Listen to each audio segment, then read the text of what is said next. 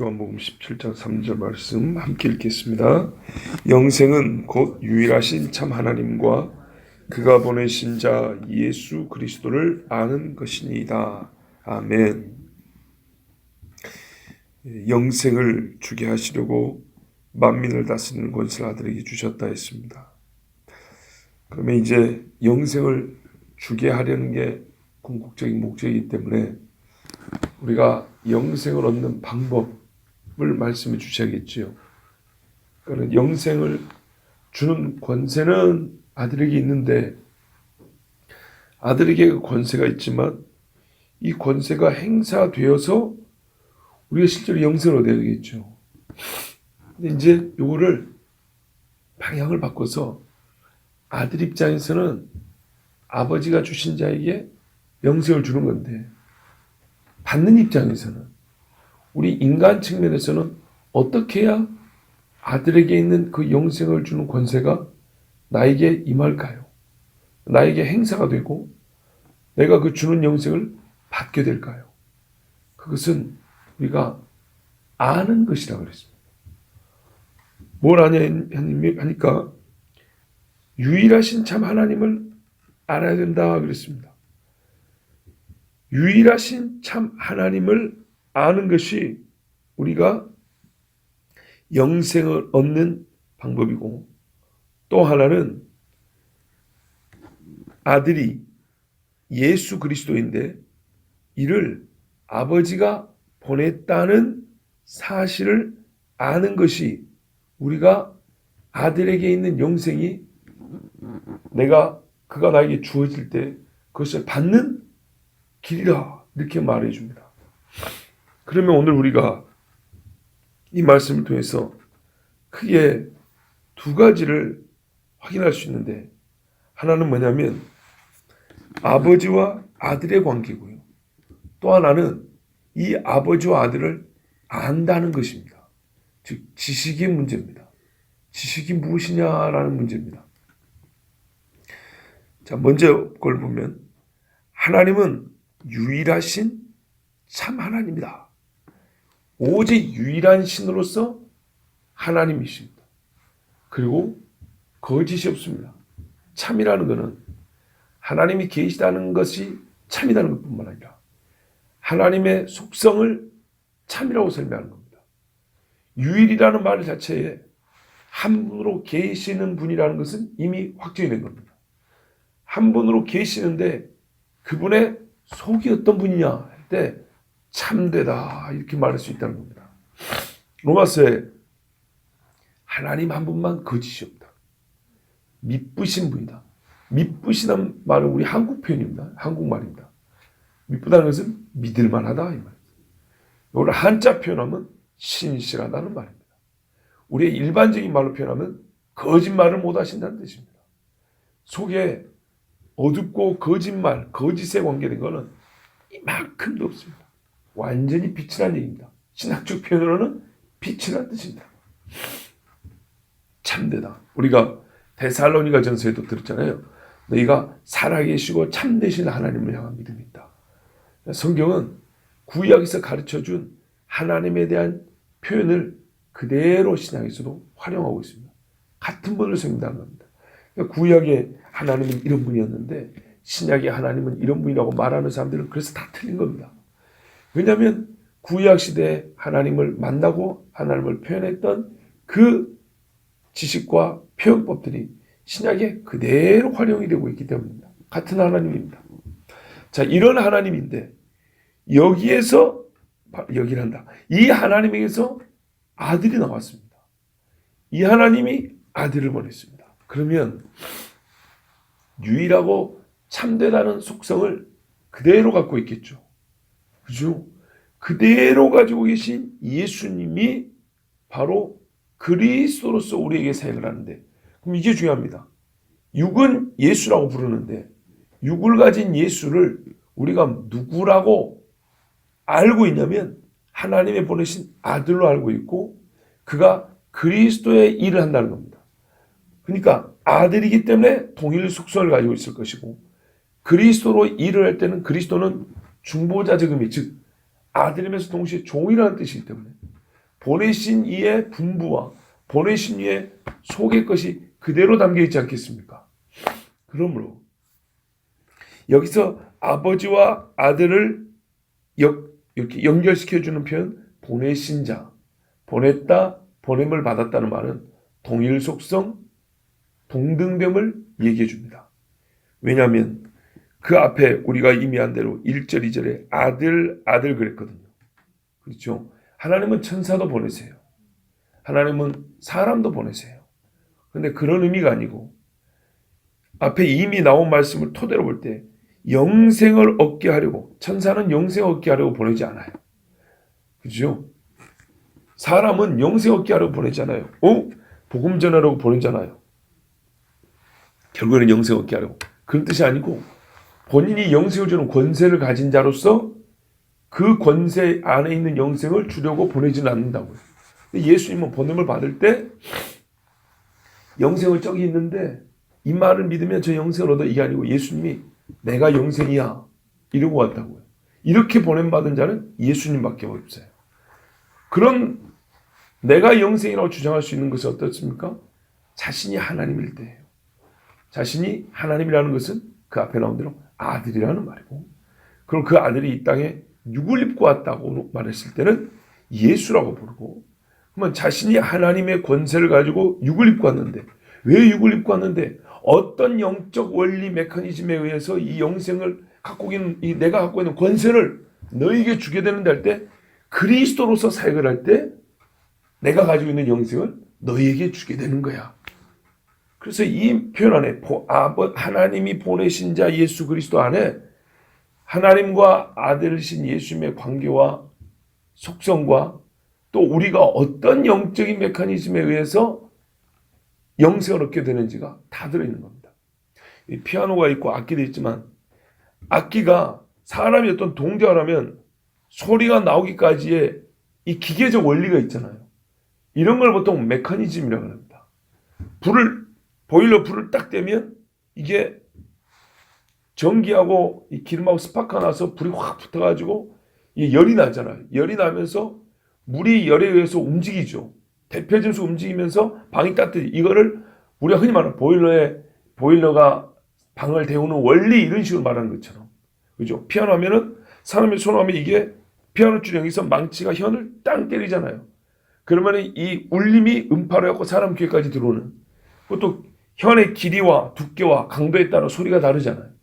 그런 것처럼 이런 거를 우리가 흔히 말하는 원리라고 부르는 것처럼 이거는 영어로 이제 메커니즘이라 하는 거예요. 그러면 우리가 영적인 메커니즘 하면 영의 작동 원리, 하나님께서 정해놓으시는 영의 작동 법칙에 따라서 어떻게 시작에서부터 결과 또는 원인에서부터 결과, 시작부터 완성까지가 어떻게 이루어지는가를 할 때 우리가 이거를 한마디로 영적 원리, 영적 메커니즘 하는데, 아들에게 영적인 권세가 소유되어 있어요. 여기 있는 것이 나에게 주어져서 내가 그것을 실제로 영생을 누리기까지, 이 영적 메커니즘은 어떻게 작동하고 어떻게 이게 뭡니까는 작용을 하냐 이 말이죠. 우리 영혼에. 그럴 때 아버지는 우리가 동일한 인격체잖아요. 아버지는 자기와 동등하고 동일한 아들을 사람으로서 보내어 중보자 그리스도의 일을 하게 하고, 인간 편에서는 이거는 순전히 인간이 요구해서 되는 것도 아니고 인간의 머리에서 나온 방법도 아니고, 그렇죠? 인간이 하나님 앞에 명령할 수 있는 것도 아니고, 그렇죠? 인간이 스스로 만들어낼 수 있는 능력이 있는 것도 아니죠. 불가능하죠. 그러니까 이건 100% 하나님의 공로고 하나님이 하신 일입니다. 그것에 대해 우리는 어떻게 한다고? 수용입니다. 수용을 하고 그것을 말 그대로 아멘을 하는, 이 일로 말미암아 그 영생이 내 안에 들어오게 되는 것이죠. 이건 빛이 올 때 사람이 뭐예요? 빛을 보라는 겁니다. 근데 감사한 건 뭐냐면 이것을 지각하고 수용할 수 있는 능력도 하나님이 이미 다 두셨습니다. 눈을 주셔서 눈만 뜨면 보게 돼 있고요. 그죠? 우리의 양심이 있어서 자극이 되는 것에 대하여 자극을 받기만 하면 되는 거고요. 자극을 못 받으면 양심이 화인 맞을 때는 지져버렸다고 화상 맞으면 피부가 죽어고 재생이 안 되잖아요. 감각이 없어지죠. 그렇지만 않으면, 그런 상태만 아니면 다 깨닫게 돼 있고요. 그걸 받을 수가 있어요. 자, 그러니까 이제 우리 인간편에서 오늘 말씀의 두 번째 측면은 뭐냐면 아는 것이 니다 그랬다고요. 네. 이렇게 이루어진 일을 하나님께서 이렇게 하셨다는 걸 우리가 지금 말하는 거고, 문제는 하나님이 이렇게 하셨는데 이거를 모르면은 어떻게 될까요? 모르면 영생은 주어지지 않습니다. 영생은 우리에게 잊지 못하게 됩니다. 우리 편에서는 뭐가 있었냐면 알아야 된다는 겁니다. 그럼 안다는 것도 누가 가르쳐줘야 되는 거죠. 누가 가르쳐줍니까? 바로 하나님 자신이 가르쳐주죠. 그런데 성경적으로 이거를 좀 구체적으로 말하면 성령이 가르쳐주는 겁니다. 그죠? 성령으로 말미암지 않고는 예수를 주라. 예수가 주라는 걸 몰라요. 그렇죠? 그러니까는 성령으로 말미암지 않고는 예수 말하면 내가 한 말을, 지식이란 것은 언어로 전달되는 것인데, 감각으로 전달되고 언어로 전달되는 건데 성령이 가르쳐준다고 그랬어요. 성령이 깨닫게 해주면 너희가 알리라 그랬어요. 그러니까는 이 지식을 우리가 갖게 되는 것도 결정적인 힘은 누가 역사하냐면 성령 곧 하나님이 하시는 거라고요. 자, 이렇게 해서 우리가 영생을 얻게 됩니다. 근데 여기서 우리가 이제 한 가지 궁금한 게 뭐냐면 지식이 도대체 뭐길래, 아는 것이 도대체 뭐길래 하나님은 알게 하사 영생을 얻게 하실까? 이 부분입니다. 왜 우리가 이 부분에 대해서 의아하냐면요, 우리가 살면서 대단히 많은 지식을 갖고 삽니다. 사람이 알 수 있고 알아야 할 만한 지식의 분량에 비하면 참 적다 할 수 있지만 그럼에도 불구하고 우리가 살면서 엄청난 지식을 갖고 삽니다. 아주 믿으세요. 엄청난 지식을 갖고 있어요. 가스불을 이렇게 돌리면 잠가진다는 것도 엄청난 지식이에요. 그거 아니면 불납니다. 자, 여러분, 지식이 도대체 뭐길래 우리가 지식을 가져야 영생을 얻는 것인가? 왜 우리가 이 지식이 그렇게 중요하다는 것을 생각하지 못하냐면 주로 학교에서 점수 따는데, 그리고 사회생활 하는데도 보통 점수, 숫자로 이렇게 계량화하는데 지식을 연관시켰기 때문입니다. 그죠? 학교에서 많이 하냐 못하냐면 빵점부터 100점까지 이렇게 나눠지잖아요. 이런 식으로 지식을 이해하는데, 말 그대로 지식이라는 것을 지식화하는데 수량, 숫자의 양으로 처음부터 지식의 의미를 배웠기 때문입니다. 그러니까 어떻게 의미하냐면 어릴 때 우리가 숟가락질을 못할 때 엄마 아빠한테 숟가락질을 배우잖아요. 우리 속된 말로 똥오줌 못 가리는 어린아이가 똥오줌을 가리잖아요. 이런 것부터 지식이라고 말하지는 않았어요. 사실은 그것도 지식인데요. 지식이라고 부르는 것은 언제부터 우리가 똑같은 알미인데 언제부터 지식이라면 학교를 다닐 때부터 지식이라고 불렀다고요. 그러니까 우리가 같은 단어를 사용하는 시기, 적용, 그러니까 어느 국면에서부터 그 말을 우리 삶에 적용하기 시작하냐도 참 중요합니다. 그래서 말의 의미를, 정의를 아주 다르게 내릴 수고 다르게 갖고 있을 수가 있어요. 학교 다녀서 선생님한테 배운 것을 지식이라고 배우니까 항상 이거는 순위, 점수하고 관계되어 있는 거예요. 그리고 무언가를 그 순위와 점수에 따라서 취하는 정도의 차이가 있죠. 우등상을 받는 애가 있고 상을 못 받는 애가 있고 조금 더 흔히 말하는 이름 있는 학교에 갈 수가 있고 못 갈 수가 있고, 이런데 우리가 지식을 연관시킨다고요. 그런데 여러분, 지식은요 정도의 차이에 앞서 존재의 유무, 있다 없다와 같이 절대적 차이를 가릅니다. 보십시오. 우리가 잘 모르겠어 라는 말을 씁니다. 그러면 이거는 안다는 말입니까? 모른다는 말입니까? 결국에는 모른다는 말입니다. 그죠? 잘 모르겠어. 모른다는 얘기입니다. 조금 알겠어. 모른다는 얘기입니다. 어느 정도는 알겠는데 완전히는 모르겠어. 모른다는 얘기입니다. 그죠? 그냥 몰라 하고 그거 내가 알지.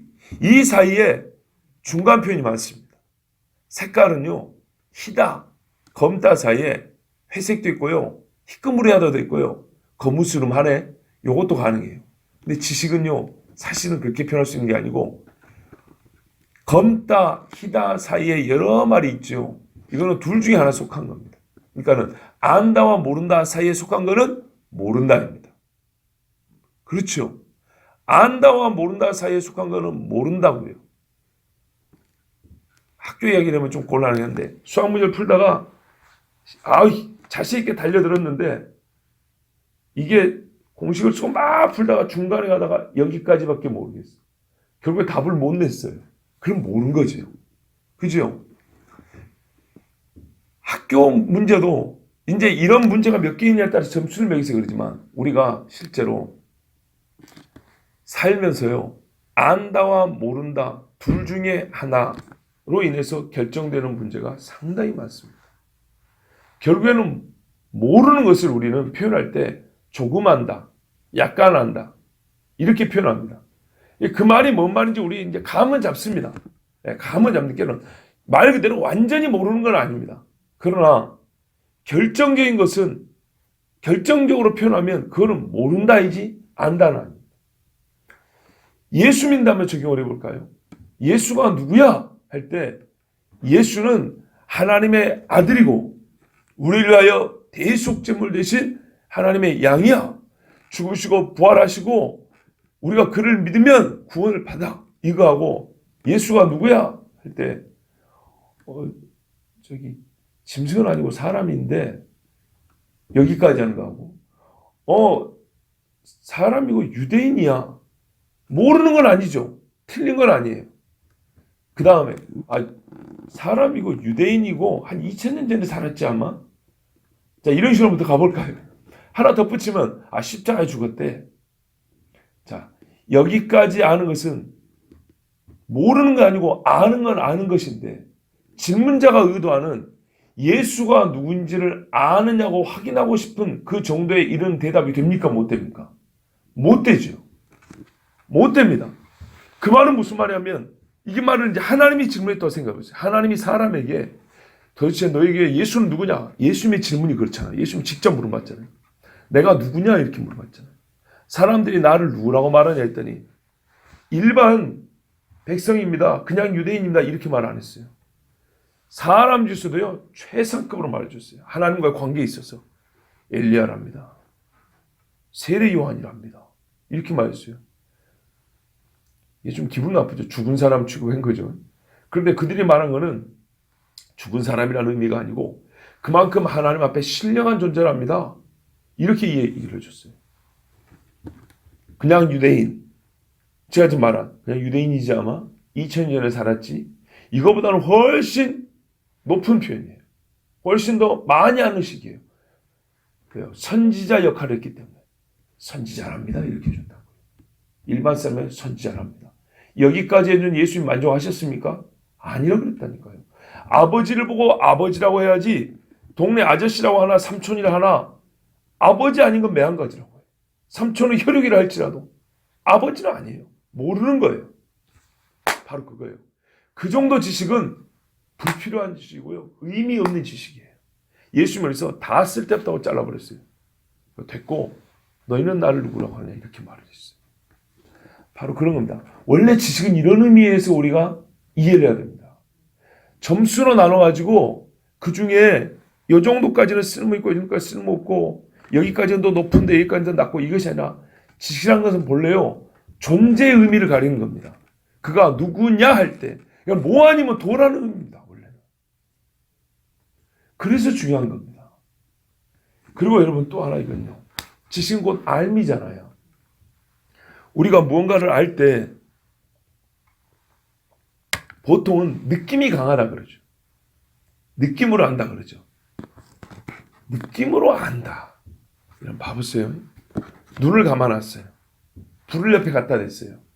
뜨겁죠. 몸이 뜨겁다는 건 느끼지만 처음부터 맹인이어가지고 불이라는 말을 들어본 적이 없어요. 불이 뭔지 배워본 적이 없어요. 뜨겁다는 걸 느끼지만 이게 뭔지 알까요? 그건 모르는 겁니다. 그냥 느꼈을 뿐입니다. 아시겠죠? 안다는 거하고 느낀다는 건 다른 겁니다. 물론 느낌을 우리가 나중에는 개념화하고 이걸 이름을 붙입니다. 그러면 나중에는 이것이 지식과 함께 느껴집니다. 그런데 여러분, 이제 여기서 좀 더 나갑니다. 우리가 무언가를 오래 기억하고 이 지식이 왜 필요하면 이제는 관계를 위해서 필요한 겁니다. 예수님이 제자들한테 왜 물어봤습니까? 시험 보려 한 게 아닙니다. 너와 나의 관계, 제자들 너희와 나의 관계가 어떤 관계로 형성이 되어 있고 유지될 것이냐는 너희 대답에 달린 거예요. 곧 너희가 나에 대한 지식에 달려 있는 거예요. 그 사람들은 나를 선자로 하니까 아무 관계가 맺어지지 않는 거예요. 그죠? 근데 너희는 나를 누구라고 믿냐? 나는 너희를 제자로 불렀는데 그러면 정말 나와 너 사이에 선생과 제자를 맺으려면 너희 측면에서는 나에 대한 바른 지식이 있고 그것을 고백할 수 있어야 된다는 겁니다. 실제로 우리가 그렇습니다. 봐보세요 여러분. 아주 육감적인 표현을 한번 들어볼게요. 우리가 처녀총각으로 살 때 지나가는 남자, 지나가는 여자 눈에 확 들어오는 경우 있습니다. 내 감각이 작동을 합니다. 그죠? 아 멋진데, 아우 예쁜데 이렇게 하고 눈이 한번 힐끗 들어가지고 한참 이렇게 쳐다보다가 정신 차려 돌아옵니다.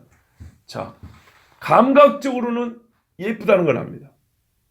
느낌적으로는 와 멋진데 이렇게 느낍니다. 그런데요, 저녁이 되어가지고 밥 먹고 잠잘 때 그 사람 얼굴 잘 떠오릅니까? 안 떠오릅니다. 뒷날 가면요, 생각도 안 납니다. 느낌 강했거든요. 아주 강렬한 느낌이었는데 생각이 안 납니다. 그거하고요, 연애할 때 그보다 멋진 남자 아니에요. 그보다 예쁜 여자도 아니에요. 그런데요, 내가 그를 알아요. 이름도 알고 어디 사는지도 알고 어제 만나봤더니 어떤 성격인지도 알고 뭘 좋아하는지도 알고 나한테 뭘 요구하는지도 알고 무슨 가정에 대한 꿈을 갖고 있는지 알고 이래서 거기서 말 그대로 지식을 쌓게 됐어요. 그 사람은요, 생각이 납니다. 그죠? 생각이 나고 관계가 새로워집니다. 이게 지식하고 느낌하고의 엄청난 차이예요. 지식과 느낌은 동반되면 아주 우리의 마음속에 각이 돼서 내 자신을 새로운 존재로 변화시킬 정도로 엄청난 힘을 발휘합니다. 우리 신앙도 마찬가지예요. 감각으로 신앙생활을 하는 사람은 찰나의 순간으로 끝나버립니다. 그러니까 예수 믿을 때 강렬한 경험을 했어요. 교회 처음 왔을 때 기적을 경험했다고 생각하시자고요. 기적을 경험한 것은 말 그대로 기적을 경험한 강렬한 느낌은 있어요. 근데 그게 뭔지 모르면 그 나를 생각하면 강렬한 느낌을 가졌던 그 느낌은 한 번씩 이렇게 솟아오르는데 신앙이 생기지는 않아요. 어제 지나갔던 그 여자 또 보면 강렬한 어떤 인상은 주는데 그와의 관계가 지식화되지 아니하면, 지식에 의해서 맺어지지 아니하면 그가 나에게 있어서 너는 나에게 꽃이 되지 못하는 거예요. 무슨 말씀이 하시죠? 그냥 볼 때마다, 자극이 주어질 때마다 느낌만 가질 뿐이에요. 그러니까 하나님에 대한 지식이 없으면 음악이 주어질 때마다 그 음악이 주는 느낌만 가질 뿐이에요. 그렇죠? 그런데요, 지식이 더해지면 이 느낌을 주는 존재와의 새로운 관계가 형성돼요. 이게 바로 시내산에서 있었던 사건에서 볼 수 있습니다. 모세는 하나님을 만났어요. 하나님의 속을 알게 됐어요. 하나님을 알게 됐어요. 저 밑에 있는 백성은 하나님의 현현 나타났을 때 느낌은 강력하게 받았어요. 정말 더럽게 무서운 거예요. 밑에 있으니까 산 밑에 있는데 막 땅이 흔들거리고 불이 막 타고 막 소리는 크게 나고 무섭기는 무서운데 하나님이 누군지에 대한 지식이 없어요. 그러니까 어떻게 됐어요? 그 무서운 느낌을 표현한다는 것이, 저 무서운 느낌을 주는 존재는 부인하지는 못하겠고 표현한다는 것이 기껏해야 금송아지 하나 만들어 놓은 거예요. 근데 하나님을 아니까 어떻게 해요? 하나님이라는 존재를 제대로 알고 나니까 50% 70% 이거는 모르는 거예요. 제대로 알고 나니까 아무리 사람이 귀한 것을 표현해도 이거는 아닌 거예요. 이건 하나님이 아닌 거라고요. 이건 죄란 말이죠. 그러니까 단칼에 잘라버리고 태워버리고 하나님을 향해서 저 무지랭이들을, 저 죄인들 용서해달라고 기도를 한 거예요. 모르니까 기도할 줄도 몰라요. 여러분, 지식과 함께 느낌이야말로 사실은 가장 오래 갑니다. 그렇게 됐을 때 우리가 결혼이라는 새로운 세계를 여는 것처럼, 그죠? 새로운 관계에서 새로운 세계를 살게 된 것처럼 하나님과의 관계도 그렇게 시작되는 겁니다.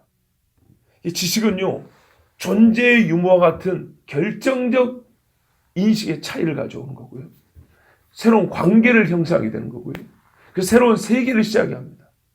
그리고 우리의 신앙생활에 있어서 감각으로만 갖게 된 신앙생활은 사실은 신앙생활이 아닙니다. 성경은 처음부터 너희가 많은 느낌을 받아 이렇게 신앙생활을 정의한 적이 없습니다.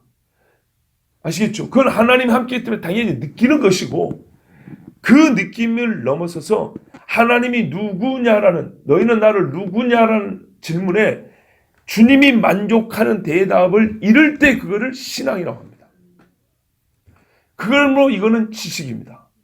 이 지식은 너무너무 중요합니다. 우리가 너무 처음부터 학교 지식, 교과서에서 배우는 이야기들 또는 그걸 점수로 매기는 지식으로 생각하니까 이렇게 못 이해를 했던 거예요. 성경에 말씀한 지식을 이해하는데 어려웠던 것이고, 이것을 목회자들도 자기들도 몰랐고 설명해주기가 곤란했던 거예요. 왜냐하면 마치 학교 수업하는 것 같거든요. 마치 학교에서 학생들한테 점수 매기려고 말하는 지식 같은 그런 인상을 팍 줘버리거든요. 그것이 아니에요. 그리고 여러분, 이 지식화된 신앙이 사실은 오래 가잖아요. 오래 가고 진실하다 그랬어요. 이제 시간 관계상 여기서 이제 한 가지만 더 말씀드릴게요. 이제 우리 이제 실제 신앙생활 한번 봐보세요. 봐보세요, 여러분. 예수 그리스도가 나를 위하여 십자가에 죽었다는 사실을 모른다면, 우리 지금 다 알고 있지만 가정을 해보자고요. 그 지식이 진짜 없다면 나 지금 여기 있을까요? 하나님께서 하나님의 교회를 세우는데 우리의 물질을 쓰고 우리의 힘을 쓰고 땀 흘리는 것을 기뻐한다는, 그리고 다윗이 역대상에서 그 고백했다는 그 고백을 우리가 몰랐다면, 헌금을 할 수 있으며 또한 거기에 대해서 하나님께서 어떻게 우리에게 또한 보상을 해주시며 상급을 주시는지 그걸 모른다면 우리는 과연 같은 물질을 어떻게 쓸까요? 어떻게 살아왔을까 지금까지? 완전히 다른 이야기죠. 그러니까요, 이 지식하면은 너무 유별나게 말하는 것 같지만 잘 생각해 보세요. 하나님 앞에 예배할 때 너희가 신령과 진정으로 예배한다는, 아니 이제 초면에 이 여자를 만났고 예수님이 그렇게 가르쳐줬단 말이죠. 아직 시간 많으니까 내가 기본부터 말해줄게 해가지고, 그게 아니라 이 여자에게 예배의 본질을 말을 해줬어요.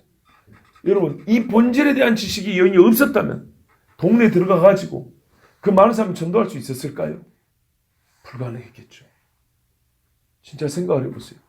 예수님이 새벽마다 기도하셨다. 밤이 맞도록 기도하셨다. 이것이 우리에게 성경을 통해서 읽혀지지 않았다면 우리의 선조들은 새벽 기도라는 이 기도, 이 힘든 기도를 시작을 했을까요? 못합니다. 그렇게 할 수가 없습니다. 우리 성찬식도 마찬가지예요. 이것은 내 피요 내 살이라는 이 가르침이 없었다면 우리가 주기적으로 굳이 그 빵을 가져오고 포도주 갖고 오고 여기서 한 명씩 나와가지고 시간 가고 힘들게 이렇게 의식을 치렀을까요? 그러지 않겠죠. 이렇게 우리 신앙생활, 우리가 복되다, 옳다, 잘한다고 하는 신앙생활을 하나씩 하나씩 지식과 분리해서 한번 생각해 보세요. 분리해서 생각이 안 됩니다. 절대로 안 됩니다. 우리가 교회 와서 정말 봉사들을 많이 하시잖아요. 그죠? 빗줄 한번 쓰는 것과 음식 하나 하는 것도 거의 매주 하는 겁니다. 매주 하는 것인데 성경에서요, 정말 나그네 한 사람을 공개하고 선지자를 공개하고 가난한 성도들에게 먹을 양식을 준비했던 이 성경의 가르침이 없었다면, 우리가 그걸 몰랐다면 과연 이해를 했겠냔 말이에요. 절대 할 수가 없습니다. 분이 나고 화가 나는 일이 있어요. 성경에 뭐랬어요? 노하기를 참는 자는 용사보다 낫다. 그렇죠. 이런 말씀을 몰랐다면 우리가 솔직히 살면서 참지 못할 일이 얼마나 많았겠습니까? 그러니까 이 모든 것이 지식과 분리되어 우리 신앙생활은 영이 되지 않습니다.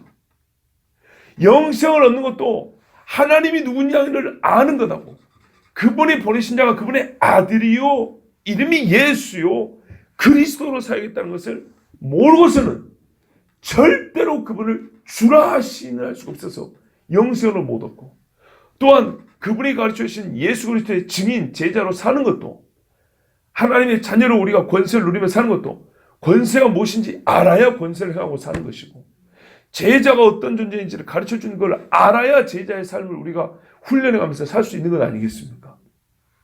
그러므로 여러분, 이 지식이라는 것은 정말로 중요합니다. 앞으로는 오해하지 마시고, 물론 이미 오해는 우리가 오해하는 단계를 넘어섰지만 우리가 남아있는 그 이미지가 있어요. 예. 학교 생활 위주의 지식이라는 그 뭔가 이 인상과 이미지가 남아있어가지고 우리가 자꾸 그 생각하고 싶지 않아도 이게 자꾸 이렇게 연동이 돼요. 그렇지 마시고요. 지식이란 학교라는 제도, 이 학교 교육이라는 시스템 세워지기 전부터 우리가 살면서 세상적으로 말하면 인간이 인간답게 살기 위하여 배워야 할 것들을 지식이라고 말합니다. 모든 정보를 다 지식이라고 말하지 않습니다. 개똥 같은 것들은 지식이라고 말하지도 않습니다. 그죠? 여러분, 좀 표현이 그렇지만은 그 마약 중독자들 있잖아요. 마약을 투여하는 것을, 사실 그것도 지식은 지식이지만 우리가 말하는 의미에서 지식이라고 부르지는 않습니다. 가치 있는 삶의 내용으로서 지식이라고 부르지는 않죠. 지식이라는 말은요, 사실은 그 안에 약간 윤리적이고 도덕적 의미도 들어있습니다. 배워야 할 바, 알아야 할 바라는 의미도 들어있는 것입니다. 몰라도 되는 것, 그것도 사실은 지식으로 만들 수 있지만 몰라도 되는 건 굳이 우리가 지식이라고 부르지 않죠. 그죠? 그런 것처럼 지식이라는 것은요, 하나님 우리에게 처음부터 우리에게 그 말의 의미를 가르쳐 줄 때부터 반드시 알아야 하고, 알면 유익하고. 근데 성경에서는 어느 정도까지 유익하냐? 영생에 이른다. 그럼 그 지식이 뭔데요? 했더니 유일하신 참 하나님 아는 것, 그리고 그가 보내신 자로서 아들 예수 그리스도를 아는 것. 예, 그는 이름만 아는 게 아니죠. 성경이 가르쳐주는 그리스도의 전 생애를 아는 것이 당연히 포함되는 겁니다. 이것이야말로 우리가 영생을 얻는 길이라고 말씀해 줍니다. 그러면 성경에서 언제는 믿으면 영생을 얻고 구원받는다 해놓고 왜 이제는 알면 구원받고 영생을 얻는다느냐?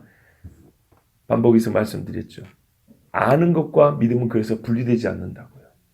그리고 분리되지 않고 궁극적인 의미에서는 같습니다. 최종적으로 같은데요. 또 이거를 분리해서 말할 때는 그 각각의 고유한 의미를 우리로 하여금 되새기게 하려는 것이지, 이때는 아는 것이 구원을 주고 이때는 믿는 것이 구원을 주고 분리시키는 게 아닙니다. 분리시키는 게 아니라 궁극적으로는 여러분 알지 못하면 믿을 수가 없고요. 믿는데 모를 수가 없는 겁니다. 이게 하나로 결합되는데, 때로는 이 각각 말이 갖고 있는 고유한 의미를 되새기면, 그렇죠? 오늘처럼 이렇게 아는 것이냐 할 때는 이 알을 한번 강조해서 되새기면 그런다고 믿음이 약화되지 않습니다. 우리의 믿음이 훨씬 더 풍성해지고요, 견고해집니다. 하나님이 이렇게 따로 말씀할 때는 그 각각의 고유한 의미를 우리가 더욱 진짜 말 그대로 알게 하려 함이고 깨닫게 하여 상호도 견고해져서 우리의 얻은 영생을 또 우리가 잘 보존하고 감사히 받도록 하기 위함이지, 믿음 따로 암 따로 그런 의미는 절대 아닙니다. 예, 우리가 사랑하는 자를 알게 되고 알게 된 자를 사랑하지요. 이건 성경의 이야기는 아닌데요. 옛날에 어떤 사람이 이런 표현을 썼어요. 사랑하면 알게 되고 알게 되면 보이나니 그때 보이는 것은 전과 같지 않으리라. 이런 시가 있어요. 옛날에 시가. 그런데 굳이 적용을 하자면 그럴 수 있겠어요. 사랑하면요, 감각으로만 그냥 음에 좋아 이러고 끝나잖아요. 알게 돼요. 알게 되면 어떻게 하죠?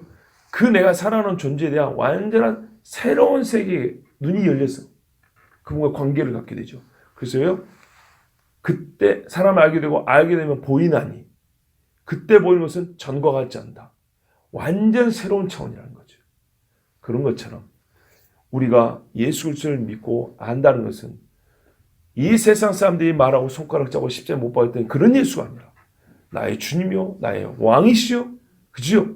나의 구원자로서 예수님을 알게 되는 완전히 새로운 관계와 새 창조 같은 나를 새롭게 피조물로 새 피조를 만드는 새로운 세계로 이루어주는 그런 지식인 겁니다. 그럼 여러분 절대로 이 지식을 가볍게 무의미하게 여기지 마시고 이미 그렇지 않은 줄 알지만 말씀이 다시 한번 가르쳐 주시는 거로 유일하신 참 하나님을 아는 것과 그가 보내신 자로서 아들 예수 그리스도를 아는 지식, 이것이 우리에게 영생을 주시는 하나님의 영적인 원리입니다. 이 말씀을 이미 받은 자로서 끝까지 받으시고 끝까지 지켜나가셨어요. 어제 히브리서 암송에 했잖아요. 2번 나왔어요. 너희가 붙잡고 굳게 있으면, 그죠? 우리가 시작할 때 확신하면서 그거를 붙들고 견고히 굳게 그거를 끌어안고 있으면, 그 위에 서 있으면 하나님의 집도 된다고 그랬고 그리스도와 함께 참여한 자도 된다고 그랬습니다. 오늘 이 지식, 이 말씀 끝까지 굳게 붙들고 있어서 주님 주신 영생 안에 늘 머무시고 영생을 끝내 취하는 우리 모두가 되기를 바랍니다. 기도하겠습니다. 하나님 아버지 감사합니다. 오늘 우리가